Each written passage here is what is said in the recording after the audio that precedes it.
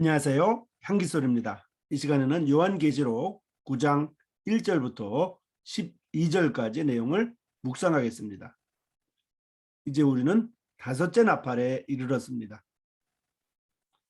일곱 인에서 일곱 나팔로, 일곱 나팔에서 일곱 대접으로 가게 되는 7년 대환란의 강도는 점점점 강해지고 있습니다.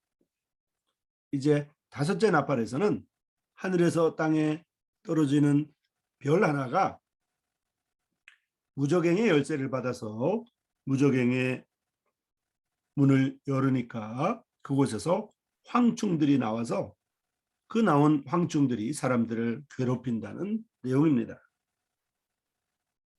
먼저 1절을 읽겠습니다. 다섯째 천사가 나팔을 불매 내가 보니 하늘에서 땅에 떨어진 별 하나가 있는데 저가 무저갱의 열쇠를 받았더라 라고 되어 있습니다.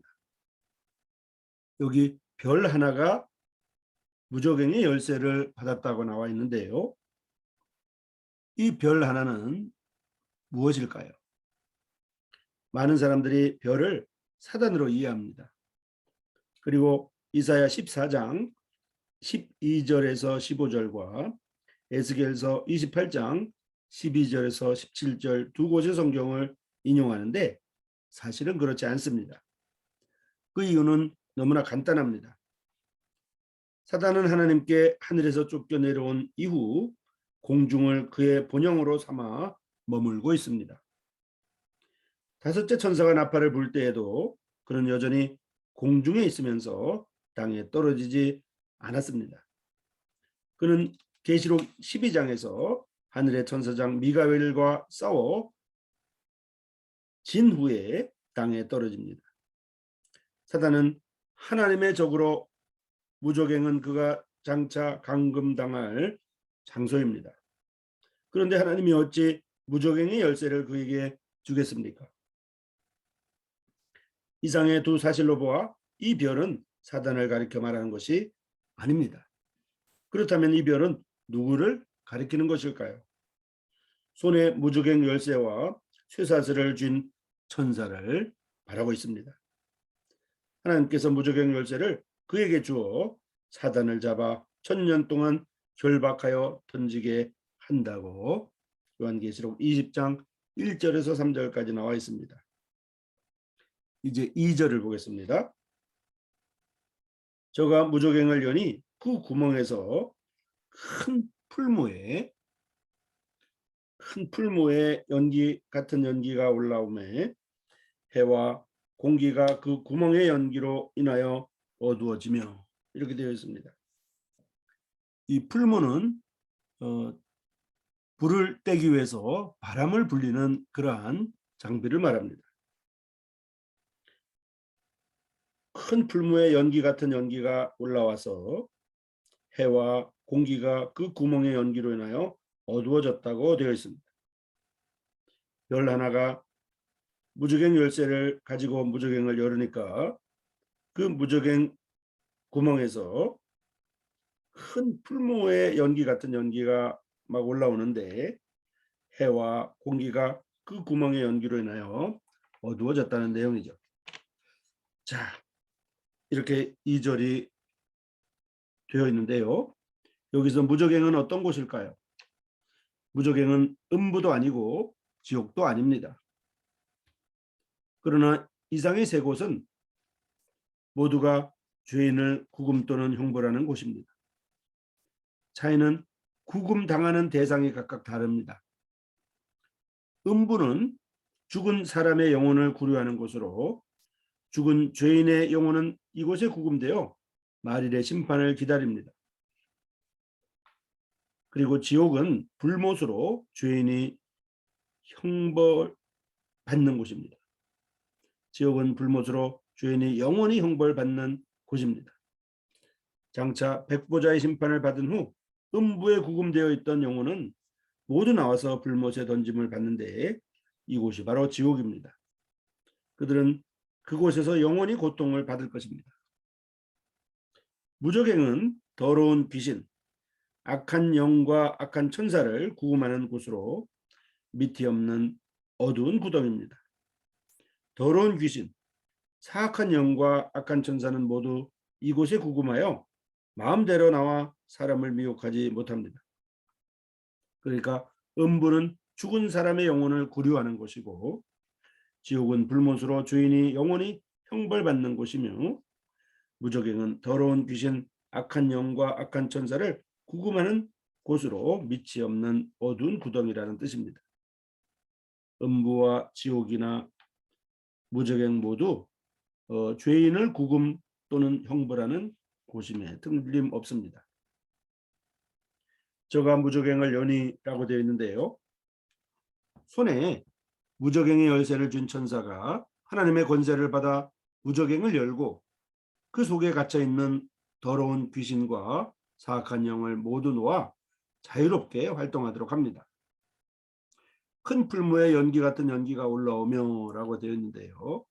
여기서 연기는 밀도를 나타내는데, 이는 무저갱에 구금되어 있던 더러운 귀신과 사악한 영의 수가 많음을 설명합니다.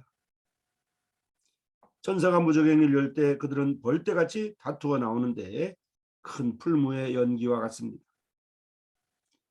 해와 공기가 그 구멍의 연기로 인하여 어두워지며 라고 되어 있는데요. 무저갱에서 더러운 귀신과 사악한 영들이 때를 지어 나오기 때문에 온 세계가 어두워집니다. 사단의 영이 온 세계를 관할하니 하늘과 땅이 어두워지고 해와 달은 빛을 잃습니다. 이후부터 사람이 회개하고 구원 얻기는 더욱 곤란하게 되었습니다. 이제 3절을 보겠습니다. 또 황충이 연기 가운데로부터 땅 위에 나오매. 황충은 보통 메뚜기나 혹은 뿔무치를 말합니다. 다시 한번 읽겠습니다. 3절. 또 황충이 연기의 가운데로부터 땅 위로 나오매 저희가 땅에 있는 전갈의 권세와 같은 권세를 받았더라. 전갈은 스코피온이라고 하는데요. 이 황충이 연기 가운데로부터 땅 위에 나오매 저희가 땅에 있는 전갈의 권세와 같은 권세를 받았더라라고 3절이 되어 있습니다. 황충은 물론 상징입니다. 황충은 무저갱의 사자인 아볼루온이라고 계시록 9장 11절에 나와 있습니다. 참 황충은 나뭇잎과 푸른 풀을 즐겨 먹습니다. 황충은 푸른 것을 남기지 않는데 본절에서는 나무와 모든 풀을 해하지 않습니다. 여기 황충은 사람을 해치는 어떤 악령을 가르치고 있습니다. 그는 능력이 있어서 인류를 괴롭혀 사람으로 고통을 느끼게 합니다. 마음이 강팍하여 회개하지 않는 사람으로 마땅한 징벌을 받게 하는 것입니다. 이제 4절을 읽겠습니다. 저에게 이르시되 땅의 풀이나 푸른 것이나 각종 수목은 해하지 말고 오직 이마에 하나님의 입맞지 아니한 사람들만 해하라 하시더라 라고 되어 있습니다. 하나님께서 무저갱 문을 열어서 악귀와 사악한 영들을 지상에 오게 하여 사람으로 괴로움을 당하게 하셨습니다. 그러나 7장에 기록한 하나님의 종들과 회개한 이방인에게는 이마에 인을 쳐 믿지 않는 자와 구별하십니다. 하나님께서 특별히 인침을 받은 자들을 지켜 보호하셔서 사귀 악령이 해함을 허락하지 않으시는 것입니다. 이제 5절을 보겠습니다. 그러나 그들을 죽이지는 못하게 하시고 5달 동안 괴롭게만 하게 하시는데 그 괴롭게 함은 전갈이 사람을 쏠 때의 괴롭힘 같더라. 전갈이 사람을 쏠 때 괴롭게 함과 같더라 라고 되어 있습니다. 황충에게 해를 입은 대상은 이마에 하나님 인치심이 없는 사람에 국한합니다. 즉 회개하지 않은 사람입니다. 그들의 심령과 육체가 매우 큰 고난으로 고통이 극심하지만은 하나님께서 황충이 그들을 죽이는 것은 허락하지 않습니다. 다만 5달 동안 고통을 받게 합니다. 이 고통은 마치 전갈이 쏘는 것과 같습니다. 전신의 아픔은 낮이라도 막을 수 없고 밤이라도 잠을 이루지 못합니다. 이는 차라리 죽음보다 못한 삶이나 이를 피할 수는 없습니다. 이제 6절을 보겠습니다. 그날에는 사람들이 죽기를 구하여도 얻지 못하고 죽고 싶으나 죽음이 저희를 피하리로다 라고 되어 있습니다. 사람이 악령에 사로잡혀 고통받는 모습입니다. 너무 고통스러워 죽고자 하지만은 죽을 수도 없습니다. 인간은 주권을 잃고 악령의 통제를 받는데 모든 생활과 행동이 자기 원대로가 아니라 악령이 좌우합니다. 이제 7절을 보겠습니다. 황충들의 모양은 전쟁을 위하여 예비한 말들 같고 그 머리에 금 같은 면류관 비슷한 것을 썼으며 그 얼굴은 사람의 얼굴 같고 라고 되어 있는데요. 황충의 형상은 다양합니다. 이는 그의 관계가 많다는 것을 말합니다. 그 목적은 사람을 미혹하는 것입니다. 전쟁을 위하여 예비한 말이 나오는데요. 전쟁의 말은 잔혹하고 파괴하는 힘을 가졌음을 말합니다. 또한 명성과 위세가 대단하여 사람의 간담이 서늘해짐을 말하고 있습니다. 머리에 금 같은 면류관 비슷한 것을 썼으며 라고 되어 있는데요. 이는 황충이 이미 세상 사람의 옹호를 받아 그 지위가 매우 높아졌음을 말하고 있습니다. 사람의 얼굴이 나오는데요. 이는 그의 외모에 남자의 기백과 박력이 있고 사람과 같은 총명과 지혜가 있음을 말하고 있습니다. 이제 8절을 보겠습니다. 또 여자의 머리털 같은 머리털이 있고 그 이는 사자의 이 같으며 라고 되어 있습니다. 사자의 이에 대한 그림을 볼 수가 있는데요. 여자의 머리털이 나옵니다. 먼저 이에는 두 가지의 뜻이 있습니다. 아름다움과 영광을 대표합니다. 여자의 머리털은 아름다움과 영광을 대표합니다. 이는 그가 아름다운 외모와 존영이 있음을 말합니다. 또한 여자의 머리털은 순종과 온유를 대표합니다. 이는 그의 외모가 거짓 순종과 온유임을 말합니다. 이로써 사람을 흡인합니다. 이는 사자의 이 같으며 라고 되어 있는데요. 이는 사람을 먹는 도구입니다. 사자는 마귀를 대표합니다. 베드로전서 5장 8절에 나와 있습니다. 황충과 마귀는 한 계통임을 말합니다. 그는 사단의 도구로서 세상 사람에게 해를 끼칩니다. 그 외모는 순종과 온유로 가장했으나 속으로는 사람의 영혼을 삼킬 준비를 하고 있습니다. 이제 9절을 보겠습니다. 또 철 흉갑 같은 흉갑이 있고 그 날개들의 소리는 병거와 많은 말들이 전장으로 달려 들어가는 소리 같으며 라고 되어 있는데요. 철 흉갑 같은 흉갑이 나옵니다. 가슴은 심장 같은 치명적인 기관이 있는 곳입니다. 고대 전사들이 싸움터에 나갈 때 모두 갑옷을 입고 가슴을 보호함으로써 심장의 화살과 칼 그리고 창에 상해를 받지 않게 했습니다. 철 흉갑 같은 이라고 되어 있는데요. 철과 같이 튼튼하여 쉽게 부러지지 않음을 나타내고 있습니다. 악령에게 미혹당한 사람은 그 마음이 철갑같이 튼튼하여 쉽게 하나님의 말씀인 좌우의 날선 검에 감화를 받지 않습니다.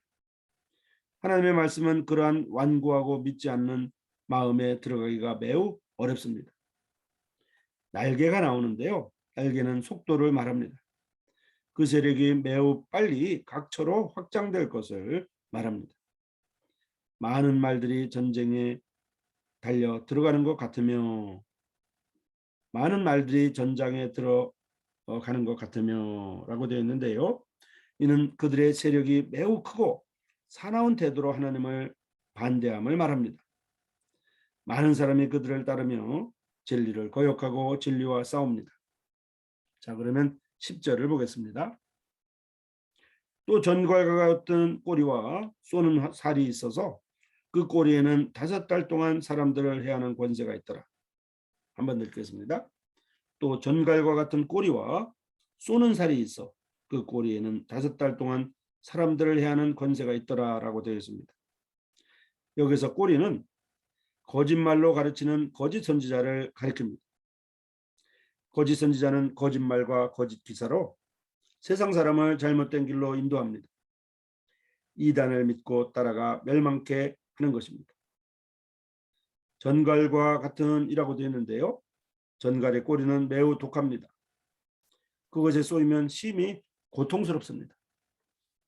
쏘는 살이라고 되어 있는데요. 이것은 독침을 말하는데 죄를 말합니다. 죄는 사람에게 치명상을 줍니다.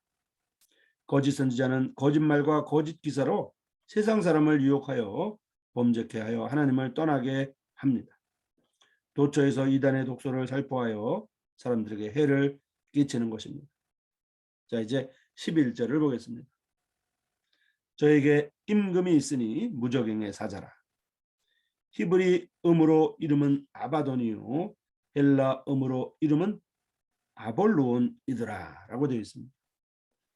무적행의 사자는 마귀의 왕 아볼루온입니다. 아볼루온은 멸망자라는 뜻입니다. 그의 임무는 세계를 멸망시켜 지상의 사람이 고통 가운데 평안을 얻지 못하게 하는 것입니다.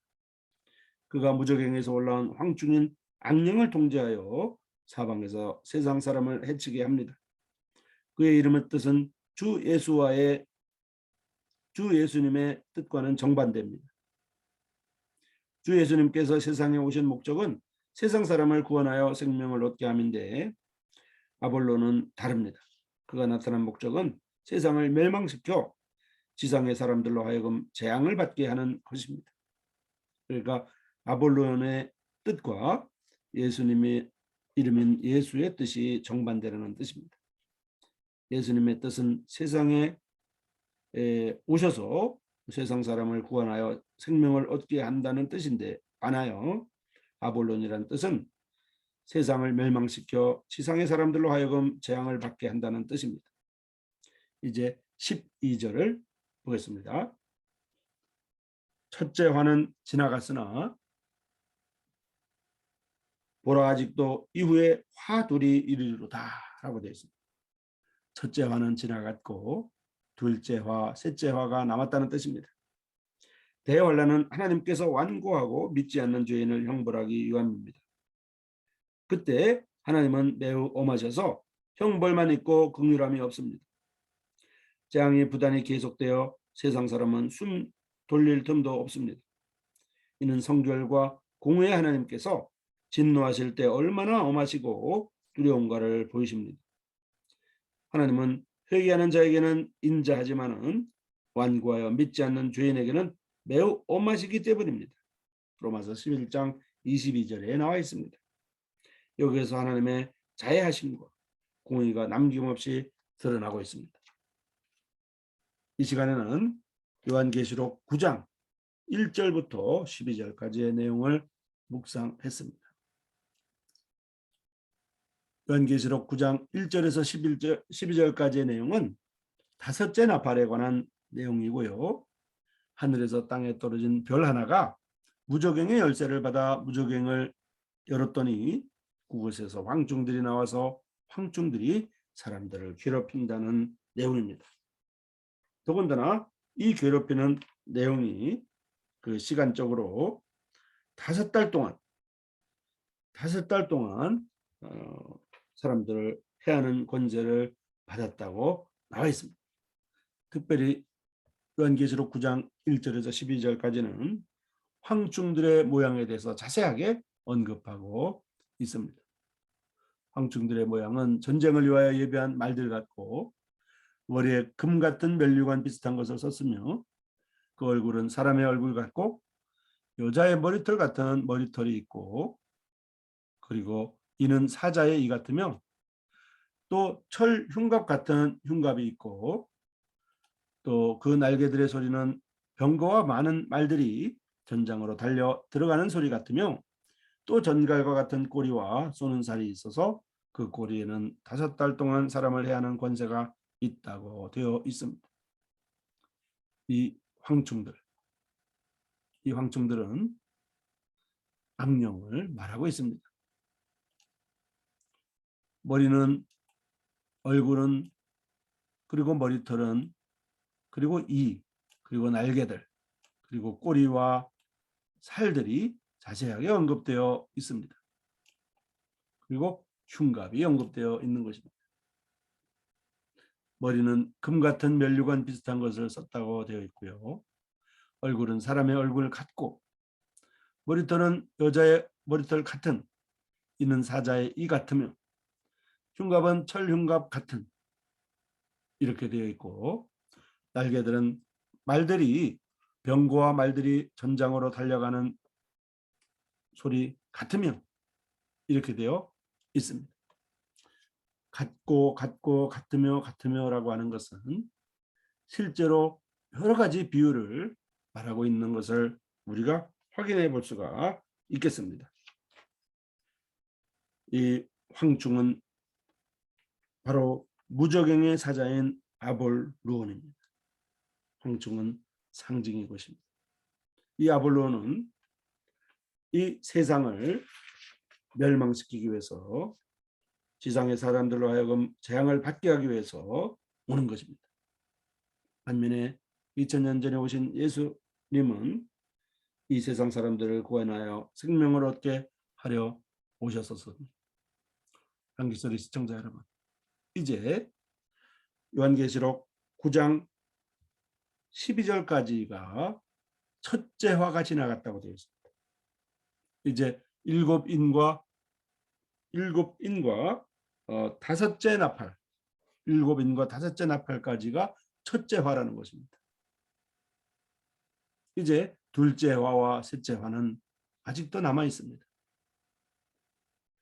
여섯째 나팔, 일곱째 나팔, 그리고 다섯 대접과 두 대접 이렇게 해가지고 일곱 대접과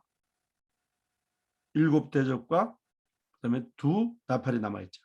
일곱 대접과 두 나팔이 앞에 있는 일곱 인과 다섯 나팔보다도 더 강도가 큰 것을 예고하고 있는 것입니다. 그래서 요한계시록 9장 12절은 첫째 화는 지나갔으나 보라 아직도 이후에 화 둘이 이르리로다라고 되어 있는 것입니다. 첫째 화는 지나갔고요. 이제 둘째 화가 남았고 셋째 화도 남았습니다. 화라고 하는 것은 복의 반대말입니다. 한기소리 시청자 여러분, 다음 시간에는 계속해서 여섯째 나팔에 대해서 공부하고 묵상할 것입니다. 고맙습니다.